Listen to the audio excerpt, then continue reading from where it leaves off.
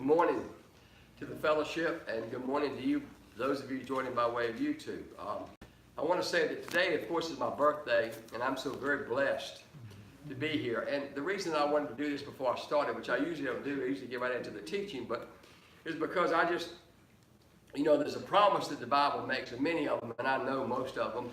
But one of them is that if you honor your mother and your father, he will give you 70, which simply means 70 years, which I am today, 7 years old today.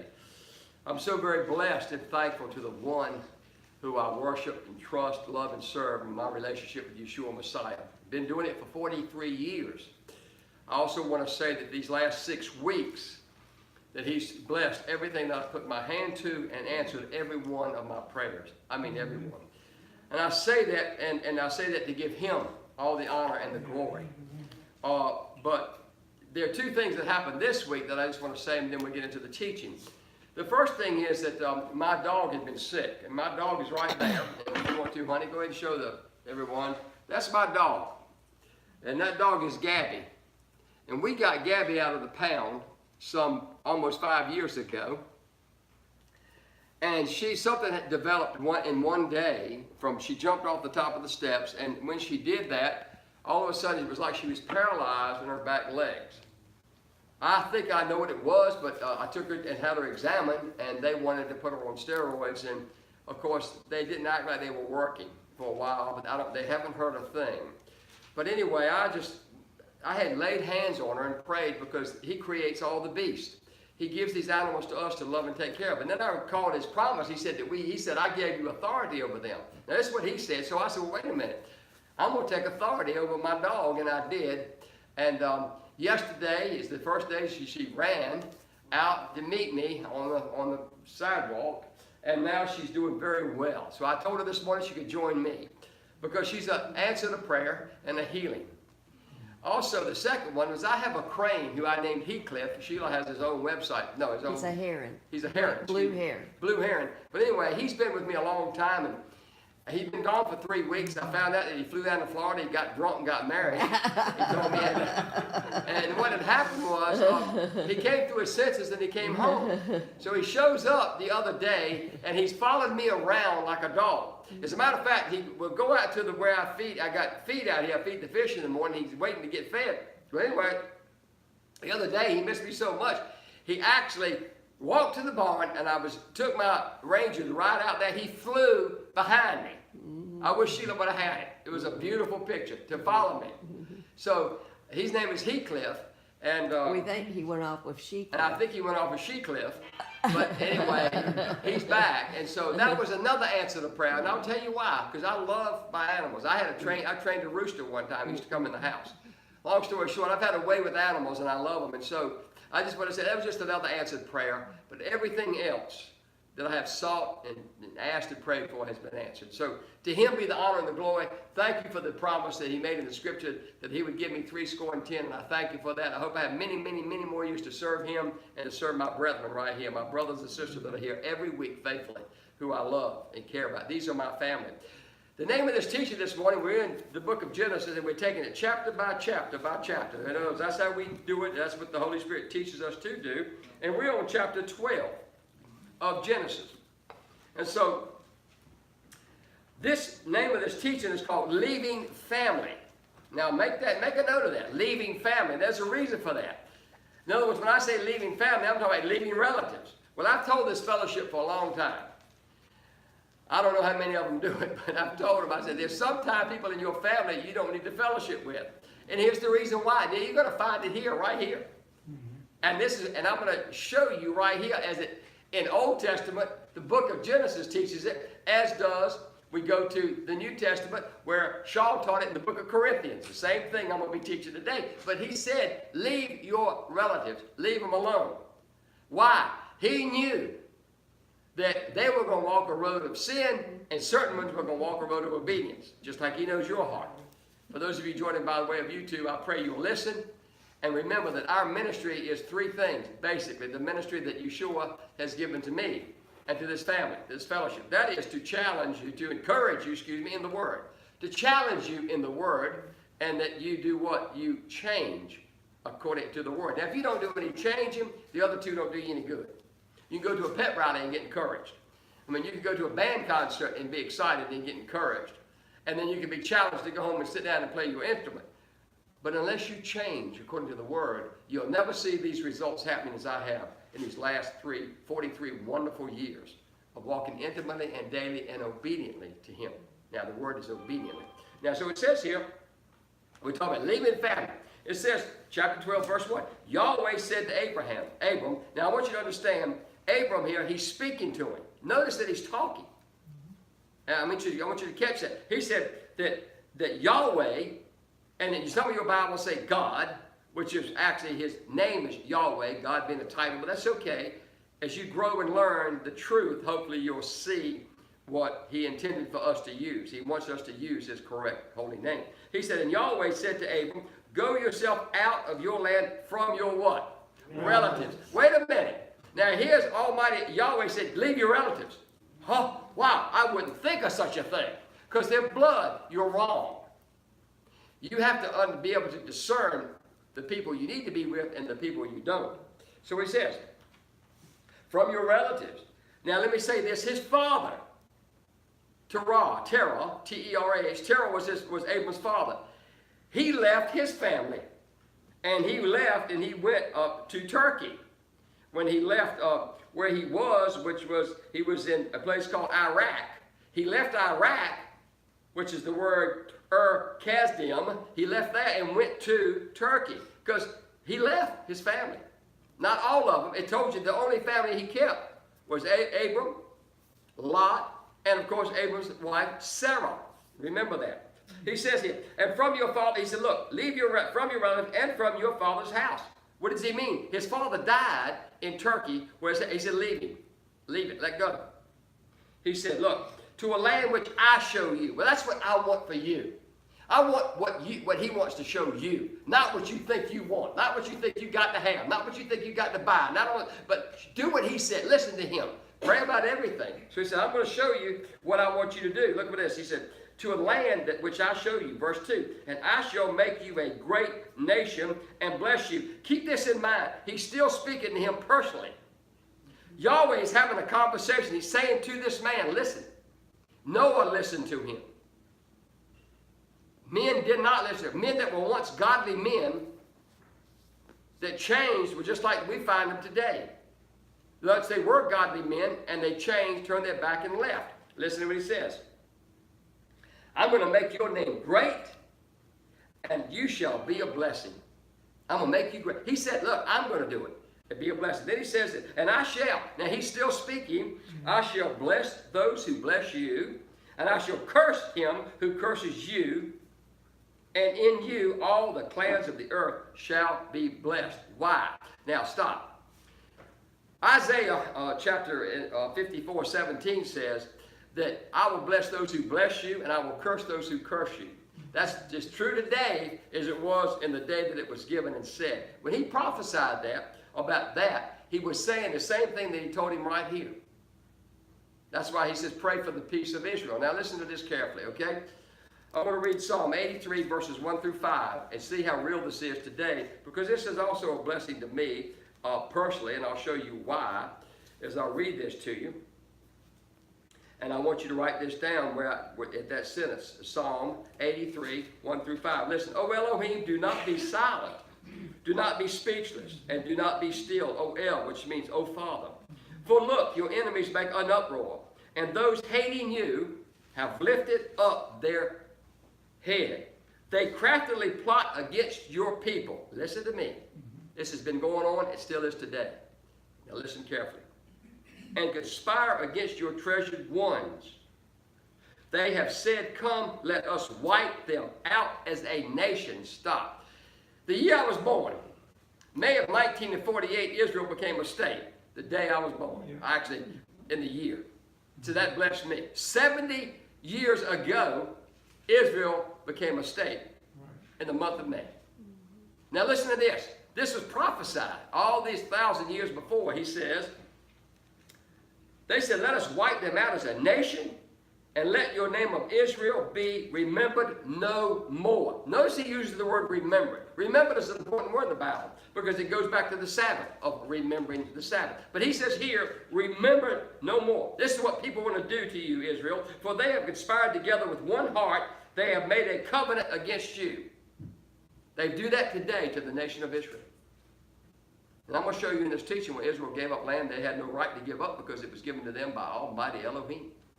He gave it to them then, it's theirs today, but yet they let someone else occupy it. I want you to see how very important this is. They did not wipe them out as a nation. I want you to see that no weapon formed against Israel will ever prosper. I don't care how great the power. You will never prosper. You will be found fighting against Elohim himself. You don't have any idea. You may think you are. Look how small Israel is compared to most nations, but yet Israel is the most probably the most powerful nation on earth, even above America. And yet they can knock down missiles. They have things that we don't even have.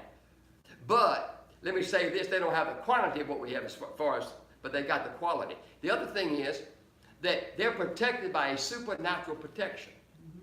That's what people don't understand. Because why? They don't know it. They don't know the word. And so I see that those who curse it, and I have people on television, you hear them today. Look at our last president. He had nothing to do with Israel. He turned his back on Israel. What did he do? Yeah. Barack Obama turned his back on it. Wouldn't even meet with Benjamin Netanyahu, the prime minister of Israel. Wouldn't even meet with him. And when he did, it was when they just had some type of dialogue. It wasn't anything. Look at our president today. Stands up for him. Allies with him. He's moved the, He moved the capital to Jerusalem. well, So I am proud to say that this Bible foretold this back in the day. Now, it goes on to say this. He says here, verse 4, and Abram left. Look at this here what he did. He obeyed. He obeyed as Yahweh had commanded him. Yahweh, when he says something, is a command. It's not a suggestion. He commands us to obey the commandment. It's not a suggestion. He tells us what we to do. Now, he doesn't always, everything is not a command. For instance, the diet is not a command. You have to know the difference. But he's given that to you to keep healthy, but he doesn't command it. So if he's saying that if you eat unclean food, it's not a sin, it's not against the command, but it's against your body. You have to know the difference. But the commands are forever. And we're not to break them. We're to keep them. Isaiah 66 tells you about the pig and the mouse. Yeah. The last chapter of Isaiah. All right, you're right. Now listen to this. He says here. What did he do? He obeyed him, and Lot went with him, and Abram was 75. Now keep this in mind. There's a reason for this. There's a reason why he told you this. 75 years old when he set out from Haran, which was Turkey. He left Turkey just like his father told him to do. He obeyed. And Abram took Sarah, his wife. He took Lot, his brother's son, which was, his father was called Haran. Again, not the Haran, Turkey, but his name was Haran. And all their possessions that they had gathered. Listen. People whom they acquired. Now, I want you to understand something about the word acquired. The Hebrew meaning of acquired. The word means to buy, possess, but not to rule the people as far as to make them in bondage. In other words, they had them to work with them, and they had them to help them. And in other words, they did not put them in slavery. In other words, these were not slaves that went with him, not like what the Egyptians did. What they did was these people willingly came with him. Some people wanted to sell some of their people that worked for them. They did it. But he took them with him. And what he did was, when he left his blood family, he took the family that he had given him. And so it says here, he took all the beings whom they had acquired. In other words, they possessed them. They came into a possession, but they didn't own them. There's a difference.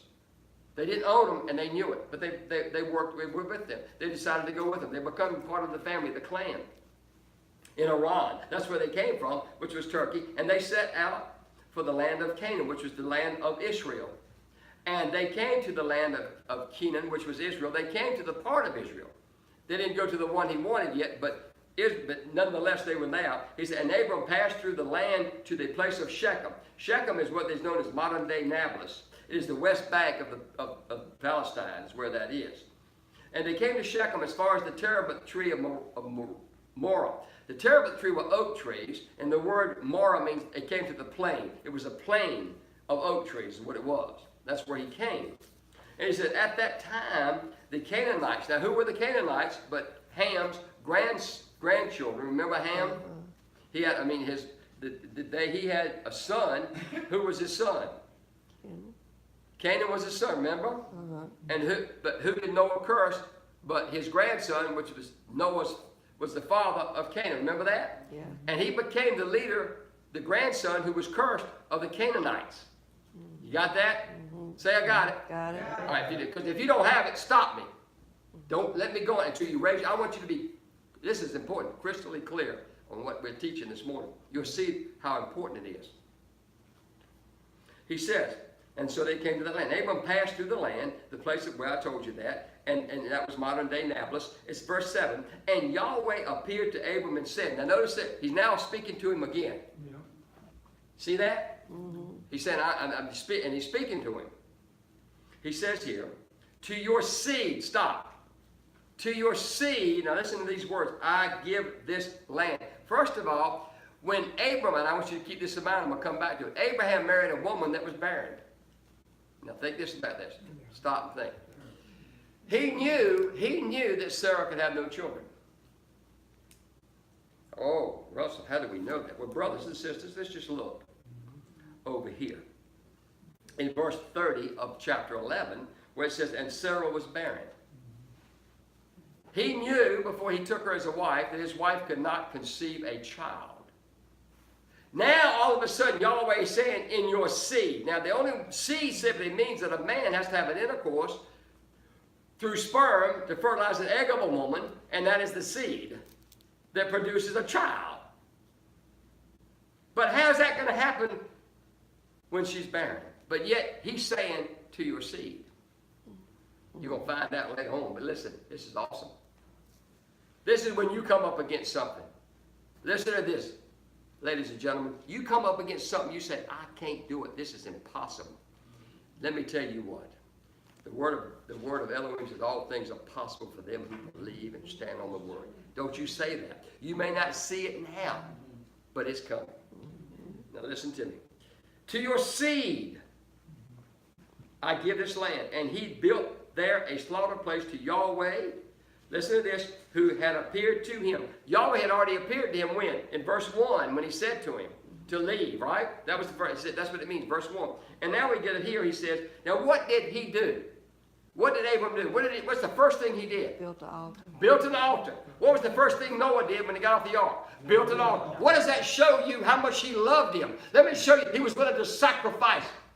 He was willing to say, it was because of you that all these things are happening. Because of you, I have your blessing and protection. Because of you. Now he's trying to ratify the covenant.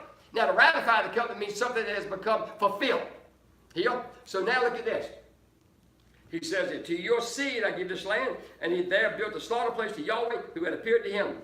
The covenant Elohim confirmed in Haran. This was the covenant, the promise of telling him, when you leave this land, this is what I'm going to do. And then now, when he built the altar, that solidified and ratified the covenant between Almighty Elohim and man at the altar. Do you see that? Say amen if you see it. Amen. Then he says this, verse 8. And from there he moved to the mountain east of Bethel. Bethel is in Palestine. It is, okay? It's north of Israel, but it's actually in the land. But anyway, that's what it was now, then Palestine. So he went with him. He pitched his tent in Palestine on the west, and Ai, which is Canaan, on the east. So you got one, he's got Canaan, which is Israel, of course, and you got Palestine, which is the border. But the Palestine is still Israel, but yet this is how they describe it. This is where the Palestinians think they own this land today, and they don't. But let's be that as it is. He says here, he built him, and he built there a slaughter place to Yahweh. Where did he build it? In Bethel. And called on the name of Yahweh. Stop. If you remember chapter 4, verse 26 said, and men began to call on the name of Yahweh. All you got to do is look back to chapter 4, verse 26. Also, I want you to notice something. They called on the name. The name here is capitalized. The reason for that is if you go back to chapter 6 and 4, you see that when those men of Elohim left him, serving him like they were at one time, they wanted to make a name for themselves. Also, look at this. It's called pride. Then also look at this. So they did what they wanted, married who they wanted. Then look at this. Look at chapter 11. And in chapter 11, if you remember what you're right beside it, in chapter 4, it says, and they said, come, let us build a city, let us build ourselves a city, and whose tower goes up to the heavens, and make a name, small name, for ourselves, lest we be scattered of pride. I want you to see that now. There's a difference in the name. The name is Yahweh, capitalized, and the name of we want to make a name for ourselves, small, just like in 6:4 chapter, just like in 11:4. See? So when people want to make a name for themselves, how many people want to name things after their name? How many people want everything named after them? They want to prove to this world that they made a mark in this world.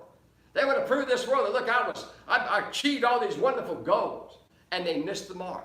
You know, I got lawnmowers that are called X marks. And I thought about that when I studied this because, you know, X mark, I mean, that mower that I bought, I've examined them all to get the very best ones that I knew would be less service on. X mark is the one. There's not a better one on the market or made. Why? It's on the X mark. It's right on the mark. And I thought about that when I read this.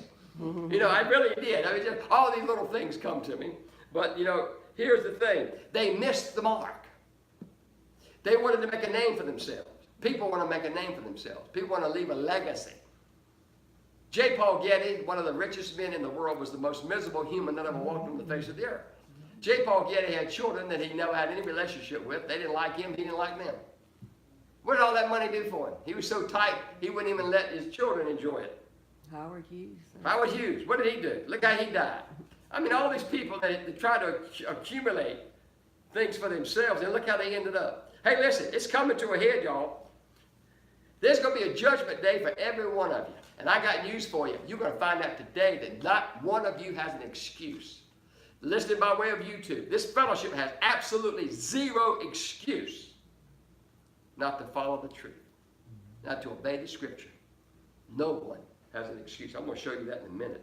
All the way back to Genesis, all the way back to the book of Romans. I'll show you in a minute. Listen carefully. It only gets better. Abram set out, continuing toward the south. And a scarcity of food came to be in the land, and Abram went down to Mitzrayim, which is Egypt, to dwell there, for the scarcity of food was severe in the land. So now he's going to a place in Egypt, which is the word Mitzrayim, which you see right there. And he wants to go down there because they're hungry. Because even though he had enough, he was sustainable, but he knew that it was getting scarcer and scarcer, the food. And he knew that Egypt had plenty. And so what happens is, he says in verse 11, and it came to be that when he was close to entering Egypt, or Mitzrayim, that he said to Sarah his wife, now listen carefully, see, I know that you are a beautiful woman to look at. Stop. Now this woman was gorgeous. Back in the day, they didn't dress like they do today, like harlots and whores and prostitutes. In other words, in the day, they dressed with long gowns. Every woman, not any, every woman had a gown from her neck to her feet. They could not see her body. She wore a sash, but you couldn't see her body. I mean, you couldn't tell whether her breasts were large or not. You couldn't tell whether her buttocks was large or not. You couldn't tell because of the way they dressed. But here's what I want you to see. They didn't look at that. They looked at one thing, the beauty of her face. She was a gorgeous, gorgeous, beautiful woman. He knew it. So it says here, look what he did. He says, see, I know that you are a beautiful woman to look at. In other words, pleasing to the eyes. And it shall be that when the Mitzrayites, and notice that everything that ends in R-I-T-E-S are always enemies against the nation of Israel.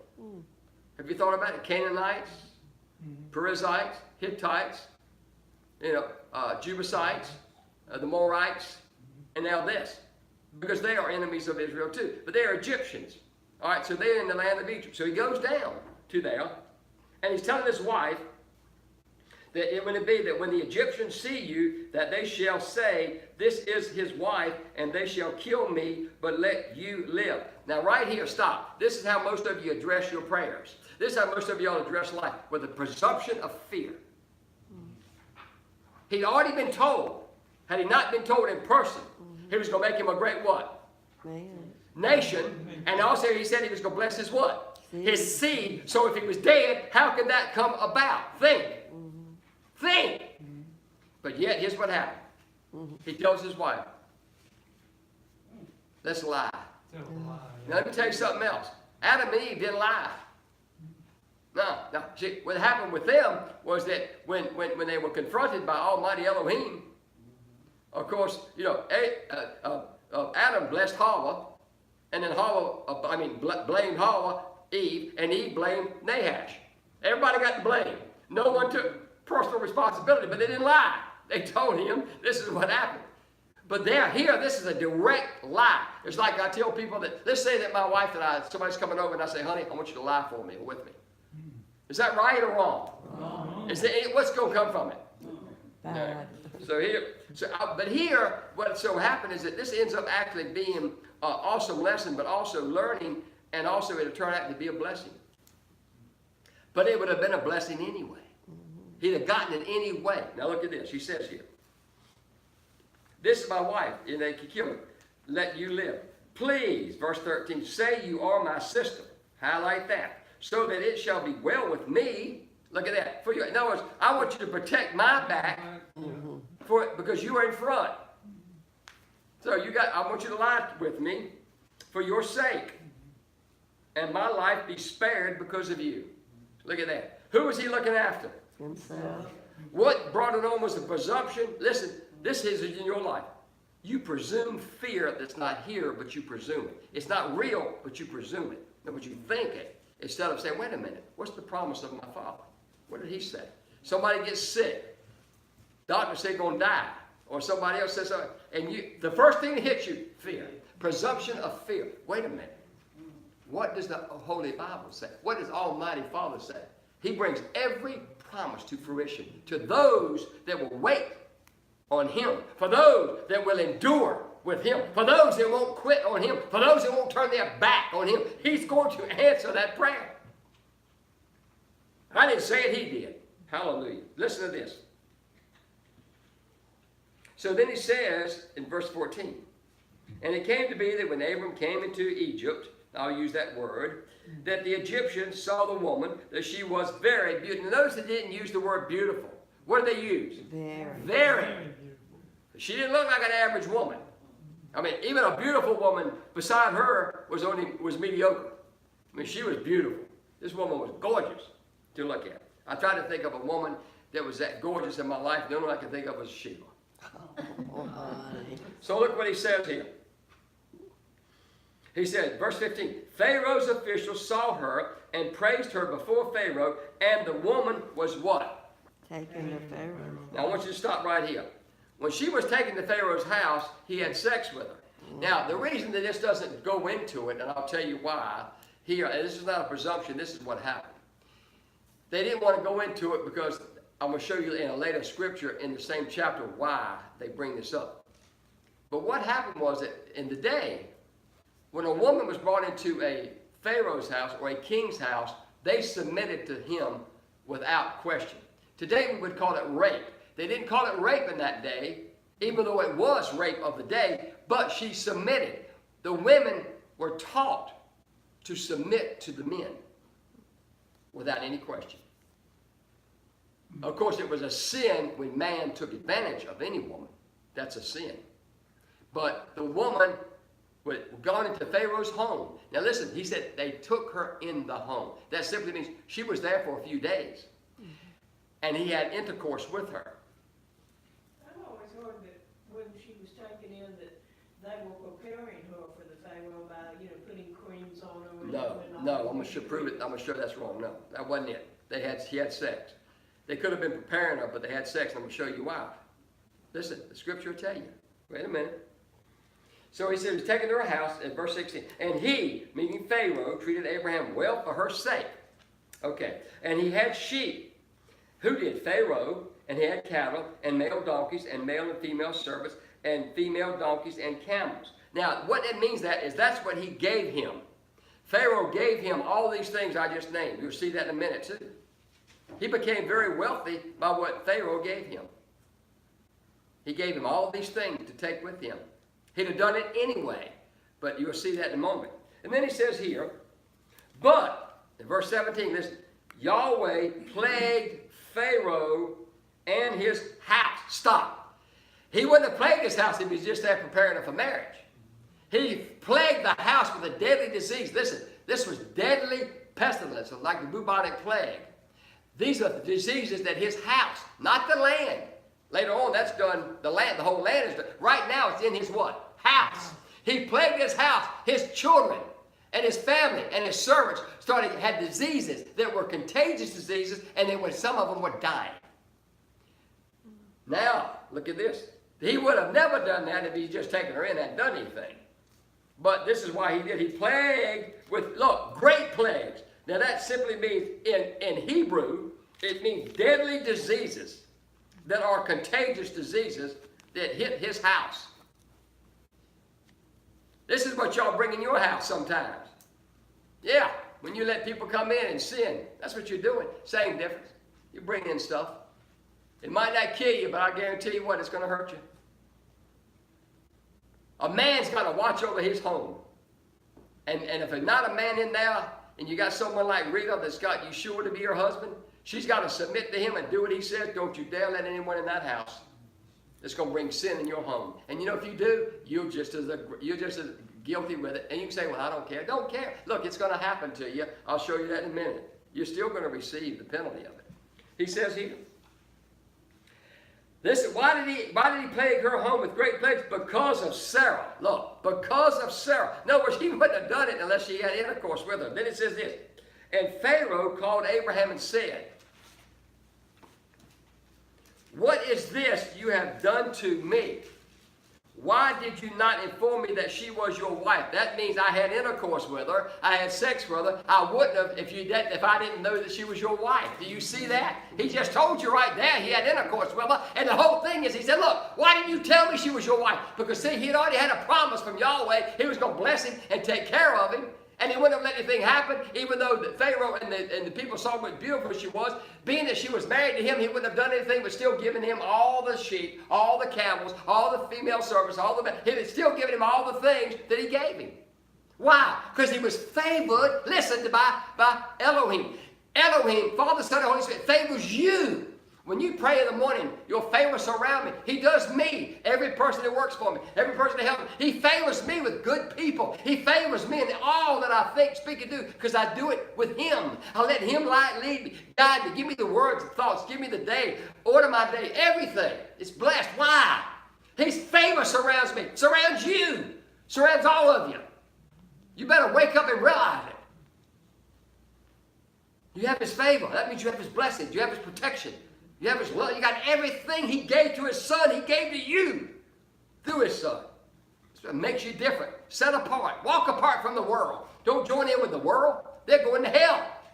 Most of the people in church today, I know you're going to like this, are going to hell. I'll show you why. And right here in this word. Listen carefully. He says here, what is this that you have done? And why did he say this? Why did you not inform me that she was your wife? First of all, she didn't inform him. He didn't inform him. But he knew because of having sex with her that his home was what? Cursed. Plagued and cursed, right? Now, I want to stop you and think about this for 1 minute. Listen carefully. I'm going to give you 2 scriptures. I want you to write beside what we just read. 2 scriptures beside, what is this that you have done? What is this that you have done? What is this that you have done? Okay? I want you to write these 2 verses down. Chapter 3 of Genesis, verse 5. There's one, I'll read it to you. Chapter 3, verse 5 of Genesis, what we just read a little while ago. He says, for Elohim knows that in the day that you eat of it, your eyes shall be opened, and you shall be like Elohim, knowing good and knowing evil. He said, from that day forward, every person knows good and evil. Everyone. Whether they follow him or not. Wait a minute, here's the battle. Let's go to the New Testament, chapter 1 of Romans, beginning in verse 20. Chapter 1 and 20, we'll read 3 verses. Boy, this is powerful stuff today. Boy, you ain't heard it all yet. It even gets better. All right, here you go. Romans chapter 1. Listen to this. Verse 20. Going back to Genesis 3, 5. Listen to this. 1 and 20. For since the creation of all the world, his invisible attributes, his qualities, have been clearly seen, being understood from what has been made. He said, no man has an excuse, a woman, but both his everlasting power and his mightiness for them, who? People, all over the world, to be without excuse. Chapter 20, verse 21. Because although they knew Elohim, in other words, from his power, from what they have seen, from the trees, from the earth, and from all the things that he's done, the ocean, they know that no man made all these things. They know it. Everybody knows it. They say, look, even though they know it for them, to be without excuse. You have no excuse. Because although they knew Elohim, they did not glorify him as Elohim, nor gave thanks, but became vain, pride in their reasonings, and their undiscerning heart was darkened. Claiming to be wise, they became fools. Guess where fools go? Fools go to hell. Now listen to me. I said this about most traditional churches, and I meant every word of it. They can sit there all they want, year after year, Sunday after Sunday, doing all that mess that they do. They have no excuse to not obey the holy word. And it takes guts to walk away. And most of you won't. You'll just stay there the rest of your life. Guess what? I want to tell you this. I'm going to warn you. As a man of Elohim, you will go to hell. Even though you think you're a good Baptist, or you're a good Catholic, or you're a good Presbyterian, or you're a good Pentecostal, all that stuff, listen, without obedience, and without obeying it, why do you think he said back all the way in Genesis 3 and 5, you have no excuse? Why do you think he said it in the New Testament? Why? Because he knew. He knows the end from the beginning. Isaiah 46:10. He knows. That's why he said, remember the Sabbath that we was talking about. No one obeys it. They don't care. They think, well, Sunday's just as good. They have no excuse for saying it. They have no excuse for disobeying. They have no excuse for disobeying parents. They have no excuse for committing adultery. They have no excuse for abortion. They have no excuse for all of these things. None. And yet the world pats them on the back and says, oh, you can do this. It's okay. Oh, they have no excuse. I can be a homosexual, or I can be a lesbian because I want to. I feel like I was born this way. No, you're not. That's an excuse, and you have no reason to say it. That's because you think it in your natural mind. And you know what that's going to do? Send you to hell. You'll see that this short life on this earth. I'm going into eternity with the kingdom and with the king. How the day I fall asleep, hallelujah. My next moment in time, I'll be putting on a new body, being resurrected. I already know that. So that doesn't bother me. But they better worry. You're not going to see most of your family now. Hey, get that through your head. I'm sorry. That's the truth. You're not going to see them now. I'm sorry. Oh, my daughter, my son, your grandparents. But too bad. Forget them. You know what? You won't even remember. He's going to cleanse that mind. You're going to have a new body, a new mind. They got to pay for it. You know why? Every day, angels are recording in books people's choices. Revelation says, and the book shall be opened. Yes, you don't want to be there. And we won't. We'll be there. We'll be in the New Jerusalem. Coming down from heaven. Guess what? When the sun rises that he created, it comes up in the east. When the sun comes back down, the Holy Son of mine, he will come from the east. Woo! Sun rises, the Holy Son comes down. Ha! Think about that for a minute. Oh, that's exciting, huh? Yes, you don't want to get excited about that, then close up, go home, and forget about this. Don't join me no more. Hey, listen, here's the deal. This is the truth, and the truth shall set you free. I don't care whether you like it or not. Even some of my family in this room, they don't even like what I teach. It doesn't matter to me. I love them. But I'm not going to stop the truth. Amen. I have studied and studied, and the Holy Spirit told me this. Now I'm going to show you what else the Holy Spirit told me this week. Listen to this. Here we go. Hang on. It even gets faster. Woo, I love it, he cried. Now, he said, why did you say she is my sister? Well, how did he know it? Because his house, people were dying in his house. And he knew there was listen, even these ignorant people know there's a God. They'll even say it. But his God was not the God of God. He was one Elohim. But he knew there was a God. And they, of course, were idol worshipers, which means they worshiped something else called God. But they knew from what he said when they were instinct, just like you, brother. You go into a store and you steal something. Why do you hide it? Because you know it's what? Wrong. Right? See? But you didn't even have to have your mother teach you that or your grandmother. Nobody had to teach you that. I grew up as a child. Nobody taught me that. I didn't have anybody sit me down and say, look, don't steal. Hey, when I went and stole, I did. I said, Roses 5 and 10, I stole licorice. When they caught me, I figured, and I knew it was wrong. Well, why do you think I hid it? It wasn't wrong. You said, you don't have to tell somebody that it's a sin. A man running around with a woman ain't got somebody to tell him, you know you're committing adultery, don't you? Hey, he knows he's committing. Why do you think he sticks around till his wife finds him and puts a bullet in his head? Hope not. That would be rough. Don't do that, ladies. Just divorce the man or either forgive him. One of the two. Don't be on the ID channel. Don't be on the ID channel. I don't want to read about you. See you next week. All right, listen. He says here, look at this. And so I was going to take her for my wife. In other words, he had prepared her, but he still had intercourse with her. That's why you see the plague. He said, why? He said, look, here, and then he says this, look. He said, look, here is your wife. Take her. And Pharaoh commanded his men concerning him, concerning Abram, and they sent him away with his wife and all that he had stopped. I told you he was going to get blessed, right? Mm-hmm. And now here's another thing that you need to see here. I want to go back to something. Listen carefully. The reason that she was barren was because she couldn't have his child. Right, she could have another man. She couldn't have Pharaoh's child. That's why she was barren. He knew that from the beginning, Father did. He knew what Pharaoh was going to do to her. He knew they were going to have intercourse, but his seed was not going to fertilize her egg because she was barren. And also, you'll read this later on and study this, but you know that the first child that Abraham had, he was 90 years old. The Bible made it a point to tell us he's 75 right now. That's 15 years difference. He had to wait 15 years. When he waited 15 years, we'll study this later, she didn't even believe him. Sarah. When he said you're going to have a child, you'll see why. Because he made a promise to him 15 years older, I'm going to bless at your seed. 15 years later, how many of y'all are willing to wait 15 years to get your prayer answered? Huh? How many of y'all want to say, he didn't answer my prayer 2 years, he didn't answer my prayer, but yet Abraham, 15 years. Listen to me. Don't you ever back off of the word of Elohim, ever. Whatever he tells you, you're his child. He will keep his word and he will bless you. That's the reason she was barren. So she couldn't bear his child because he knew that she was going to have intercourse with the Pharaoh. And he did not want Egyptian blood mixed with her blood. You see that? Tell me that isn't beautiful. Tell me you don't serve an omniscient, omnipotent Elohim. An all-wise, all-knowing from beginning to end. All-powerful, all-present, omnipresence. Everywhere at all times. And he did something for you and me that the world has rejected. They rejected, not only have they rejected Messiah, they rejected his spirit. Do you know who teaches me this? Not Russell, not me. I don't even have the mind. Listen, I could hardly get out of high school.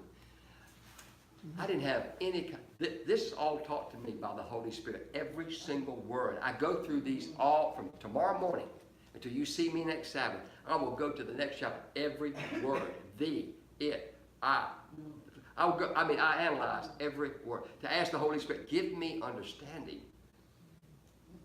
Teach this fellowship as you've taught me that sometimes the promises you made don't come soon. Sometimes they're down the road. Sometimes they may be a year, 2 years, but they're going to be answered. Here's our responsibility. Here's our responsibility. Let's take it to the New Testament. He says, let us come before him. Let us make our request with a voice and a heart of thanksgiving. And let us endure that we may receive the promises that he made. It gives him honor and glory. That little dog right there, I told you, it gives me honor and glory that he healed that dog. He listens. He takes care of his children. I'm his son. Today, I celebrate from a broken home, a mother who didn't raise me, a father and mother who left me at the age of 7, grew up with no parents, grew up with no leadership, Basically nothing. No man to guide me, to help me, to direct me, except at the age of 10 when I gave my heart to him. He's never left me. He never will. He never forsook me. He never will. He's been with me the whole time, even in all of my bad choices. He's never left. He's always loved me. But he did make it his point to correct me.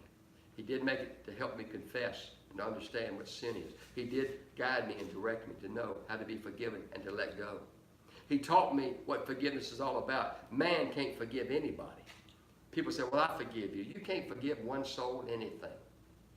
A lady called me the other day. She says to me, Russell, she said, is a businesswoman. She's a friend of mine, and she had left the company, and the manager of the company had talked and got her, the district manager involved. And anyway, the district manager called me. We got it all straightened out because I was involved because of a policy. But there again, what happened was, I said to the lady, she said, but you know, Russell, yesterday, she said, I've forgiven her. I said, you can't forgive her. She said, what do you mean? I said, you can't forgive the woman. When she sinned against God. He's the only one that can forgive sin, not humans. You can't forgive your daughter. You can let it go. In other words, you let the hurt go so that you don't hold something back, which will result in resentment and hatred. You let. If they don't ask for forgiveness, that's their problem. Let them live with it, but you let it go. Because I say, Father, they hurt me bad. She hurt me bad. She said something that really hurt. But you know what? That's between you and her. But you know what I'm going to do as your son? I'm going to let it go. I'm not going to hold anything against anybody. I told that recently to my daughter when she came over here. She said, Daddy, will you forgive me? I said, no. I have nothing to forgive you for. That's between you and Almighty Elohim. I said, but I've let it go. I hold nothing against you because I love you. I'm a free man. I'm a man that lives in freedom, but I'm a man that lives in truth. I don't play games with anybody because I don't play games with me because he don't play games. And I love to live my life in truth. I love to give the love away to others that he's given to me. How can I love somebody without his love? You can't love anybody. You say, oh, I love that person. You don't love anybody unless you've received the love from him. Having said that, I hope today, thank you for joining me by way of YouTube. I hope today this message has encouraged. It's been an encouragement to me. It challenged me all week. And I'll say this has changed me. I hope it has you. Until next week, God bless. Have a great, Elohim bless you. Have a great week.